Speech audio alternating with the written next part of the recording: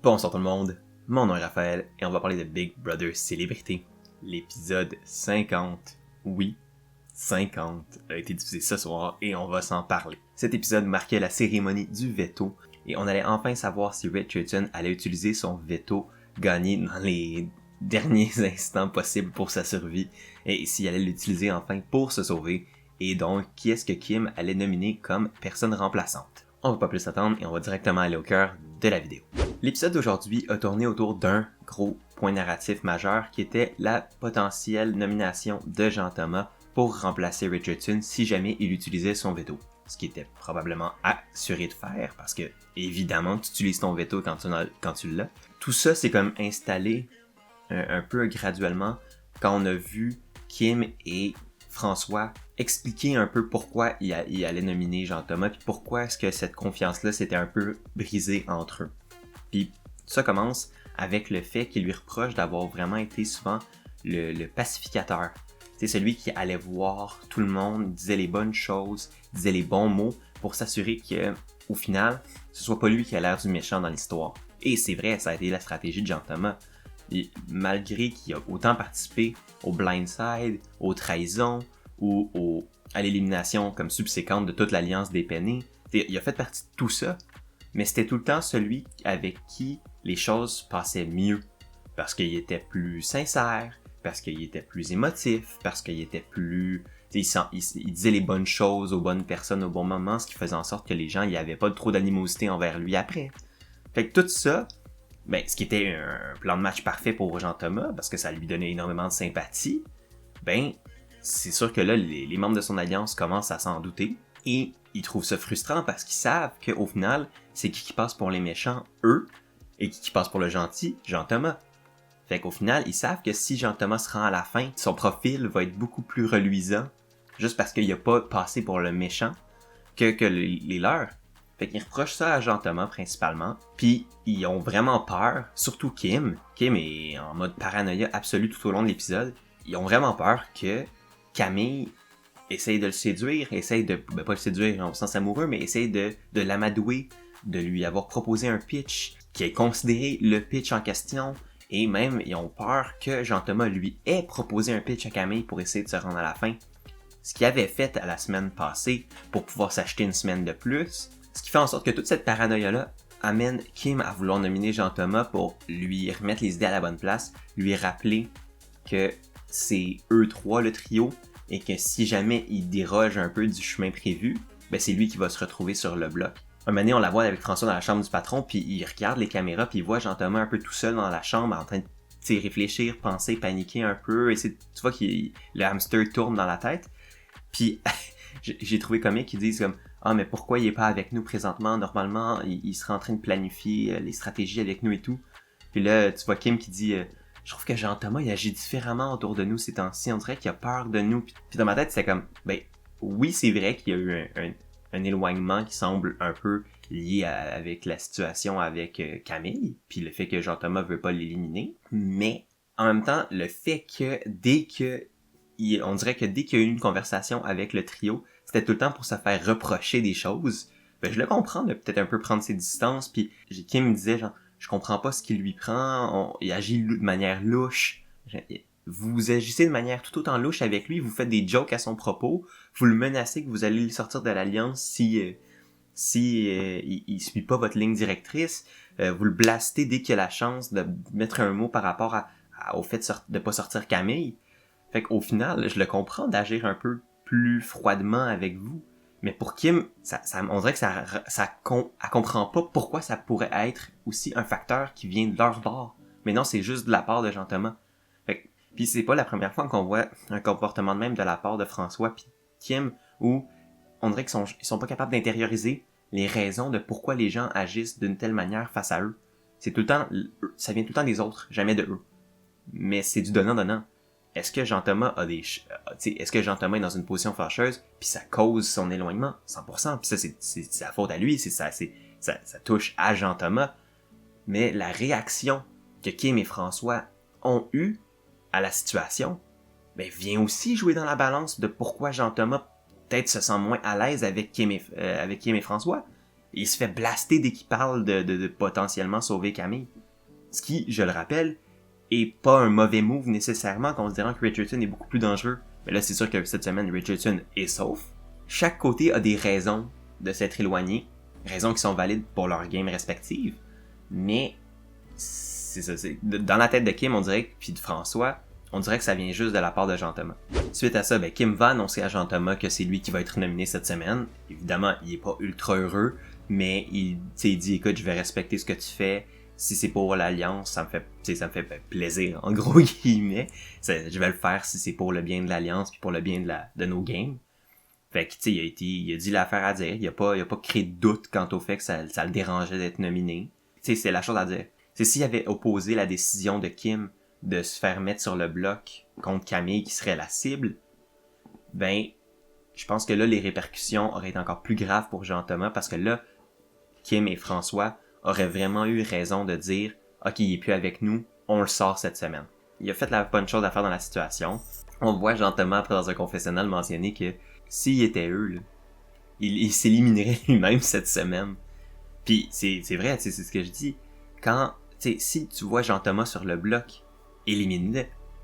Parce qu'il est trop fort. Puis ce serait la même affaire pour François. Si François touche le bloc, tu l'élimines. Parce qu'il est bon lui aussi. Puis il est capable de manipuler les gens. Il est capable de profiter des cracks dans les alliances pour avancer plus loin dans sa game. Fait que c'est la même chose pour Jean-Thomas. Il est sur le bloc, tu devrais toujours l'éliminer. Mais lui, évidemment, il veut pas que ça sache parce que, évidemment, c'est logique. Il veut pas que le monde sache que même lui, il sait que la bonne chose à faire pour leur game à tout le monde, c'est de se faire éliminer. Parce que, je pense qu'il considère ses chances de gagner à la fin très bonnes. Ce qui est le cas aussi pour moi. Est-ce que ça va vraiment être, les gens, donc surtout Kim et François, vont réellement considérer Jean-Thomas comme un gros danger, plus gros même que ce que le bénéfice de le garder dans la maison pourrait amener? On va le savoir dimanche. On a finalement su quelle allait être la conséquence de Jean-Thomas qu'il a reçu à cause de sa piètre performance lors de la compétition du veto, et la conséquence est qu'il doit porter un suit de banane jusqu'à la soirée de l'élimination, ce qu'on apprend qui est genre 4 ou 5 jours plus tard du moment où il reçoit le costume.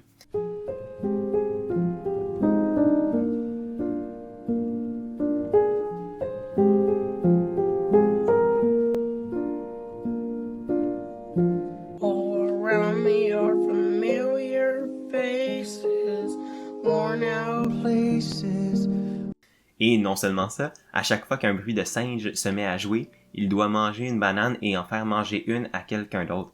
Et quand j'ai regardé ça, j'étais comme, je suis tellement content de pas avoir eu cette punition-là parce que je sais pas pourquoi, mais je suis incapable de manger une banane dans la vie. Non. Pour moi, les bananes, je suis pas capable, ça marche pas. Fait que je me dis, si j'étais Jean-Thomas, je pense que j'aurais pleuré. Je suis pas capable, ça rentre pas. Donc moi pis les bananes, c'est vraiment pas une histoire d'amour. Mais écoute, Jean-Thomas il a été bon joueur, malgré qu'on l'a entendu sacrer probablement plus dans cet épisode-là que dans toute la saison réunie à date. Parce que dès que le son de singe partait, ça partait super fort, puis il faisait le saut à chaque fois.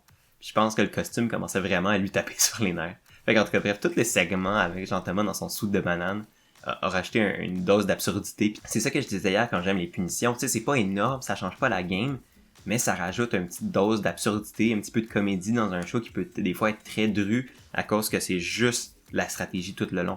Donc, moi j'ai bien aimé ça, puis que Jean-Thomas l'a fait, puis il va devoir le faire jusqu'à temps que Marie lui dise d'enlever le costume.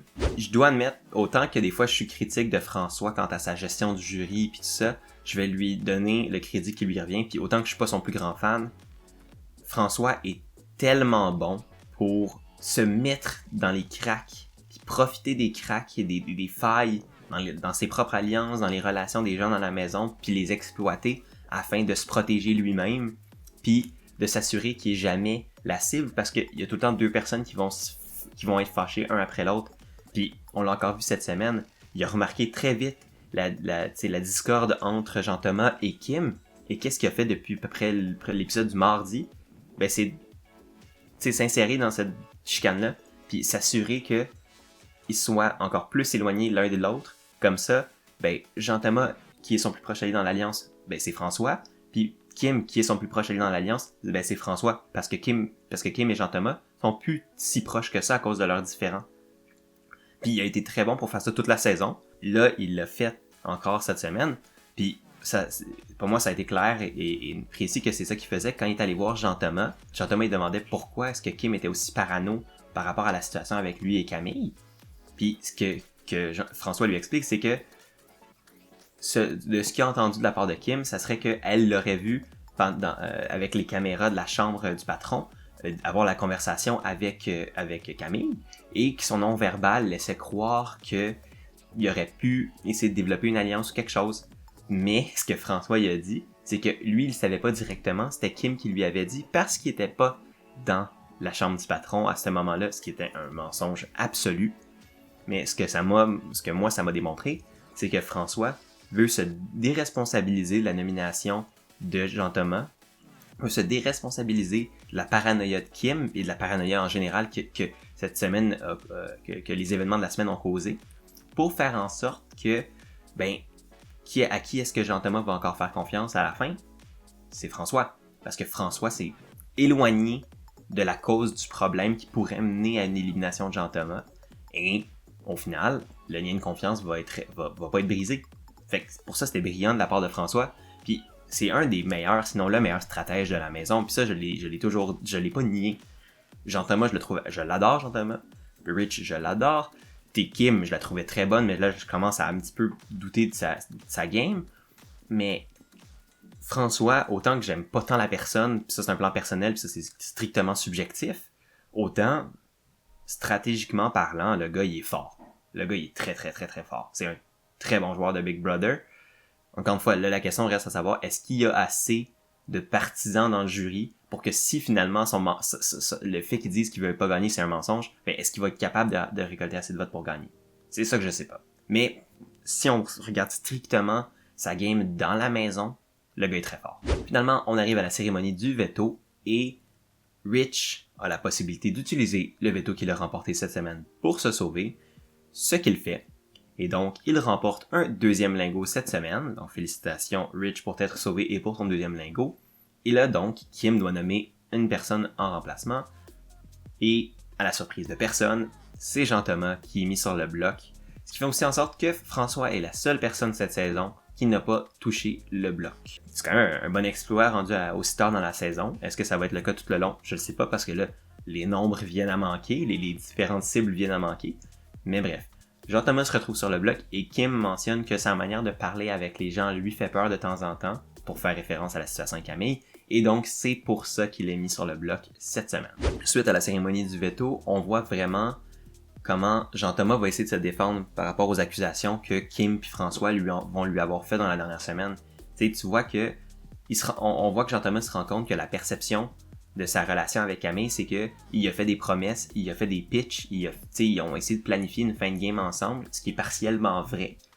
Mais en même temps, ce que Jean-Thomas essaie de dire, puis c'est sa défense qui va tenir tout le long de l'épisode, c'est que c'était pas réellement ça qu'il voulait faire. Son but n'était pas de se rendre à la fin avec Camille, mais son but était de s'acheter du temps, d'acheter du temps à Kim pour qu'elle puisse faire ses nominations sans que Camille puisse faire un plan pour se sauver cette semaine. Est-ce que c'est vrai? Je le sais pas. Je pense qu'il y a une partie de ça qui est vrai. Dans le sens que c'est vrai qu'en faisant des fausses promesses à Camille, puis en lui faisant croire que tu fais un plan avec elle, t'achètes du temps à Kim parce que comme ça, quand le plan que Camille essaie de bâtir il est faux, Kim n'a pas trop à s'inquiéter. Par contre, on le sait que Jean-Thomas avait promis à Camille de la protéger la semaine passée si il survivait. Donc, c'est pour ça que je dis, c'est une demi-vérité, c'est un demi-mensonge. Mais tu vois que le gars, il tient mordicus à son argument. T'sais, François, il arrête pas de faire référence au fait que il a considéré un pitch, il a entendu un pitch, il a fait un pitch, puis tu vois que Jean-Thomas, il est comme « Non, j'ai rien fait, j'ai rien dit, j'ai juste écouté. » Puis tu vois que Jean-Thomas, pour la première fois de la saison, commence réellement à comme perdre patience un peu, à être frustré. Parce qu'on a vraiment pas vu de Jean-Thomas à date. Puis c'est pas de la grosse frustration, là, c'est pas le niveau Kevin qui lance des haltères, mais il y a de la frustration. Le dernier segment de l'émission va causer encore plus de paranoïa chez Kim, ce qui va encore plus brouiller les cartes de la semaine. Et la raison, c'est parce que, un moment donné pendant la semaine, sur l'écran du salon, il y a une image pixelisée qui est apparue. Et c'est comme il y avait eu il y a 2 semaines pour annoncer quelle allait être la compétition de la rédemption. Mais c'est le même principe cette semaine. Donc là, une image pixelisée est apparue. Et là, tout le monde, sauf Camille qui faisait une sieste, ont pu voir l'image et ont pu déterminer quelle était l'épreuve. Et c'est l'épreuve du sauvetage du patron que Lisandre avait remporté à la semaine 4, 5, je sais plus exactement. Ben, cette compétition-là, c'était dans le fond d'aller récupérer des pièces et après ça, faire un casse-tête. Et donc, la personne qui allait devoir se retrouver à la rédemption va devoir battre le temps de Lisandre qui était d'environ 9 minutes 45. Et là, l'affaire, c'est la raison pourquoi Kim capote autant, c'est parce que, non seulement ça, la personne qui remporte la rédemption cette semaine va non seulement avoir l'immunité pour la semaine, mais va aussi gagner un lingot d'or. Donc là, ce que ça fait, c'est que là, les deux personnes sur le bloc sont Camille et Jean-Thomas. Si Camille se fait éliminer et va à la rédemption, gagne la rédemption, elle revient immunisée pendant une semaine et elle a 2 lingots.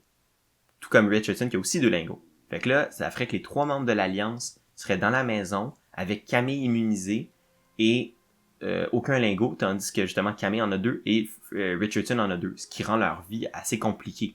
Puis ce qui pourrait faire en sorte que si Richardson, mettons, gagne le veto la semaine prochaine, ben c'est obligé que ce soit quelqu'un du trio qui parte cette semaine-là. Par contre, et l'autre personne qui pourrait aller faire la rédemption, ce serait Jean-Thomas. Et Jean-Thomas qui a pas un lingot, mais que s'il remporte la rédemption puis qu'il revient, ben il va avoir un lingot qui sera pas dans les mains de Camille.